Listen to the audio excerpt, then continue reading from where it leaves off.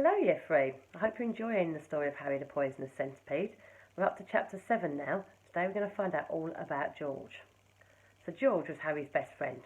They'd been best friends almost from the time they'd come out of their mother's baskets. George didn't live with his mother. He'd run off and left her, as most Centis do, as soon as he could run, and he called Harry a sissy feelers for wanting to stick with his mother.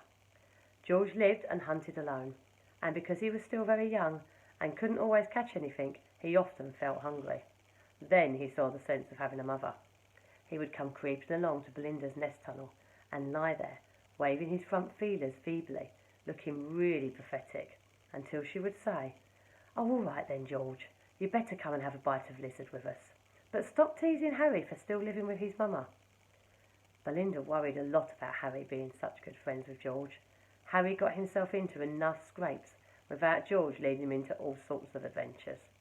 "You don't have to do everything Guru does, you know," she would often tell Harry. "He's a very foolish and naughty Centi."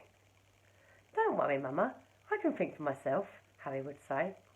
But it's very difficult when your friend wants to do something that sounds exciting to be a dry sand bed, which is like a wet blanket with us, and say you don't want to join in because your mama wouldn't like it.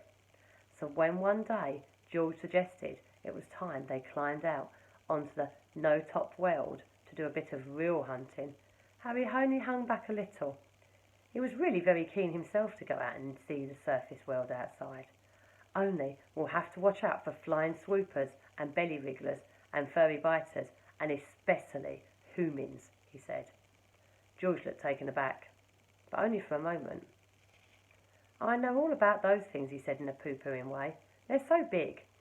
I don't know how you can help smelling them coming, or feeling the vibrations. And we won't go far from a hole. Well, come on then. Are you a scaredy ant or what?" And that's where we're going to leave it. So what do you think? Do you think Harry's going to go with him or not? We'll have to wait and find out the next time. Bye for now.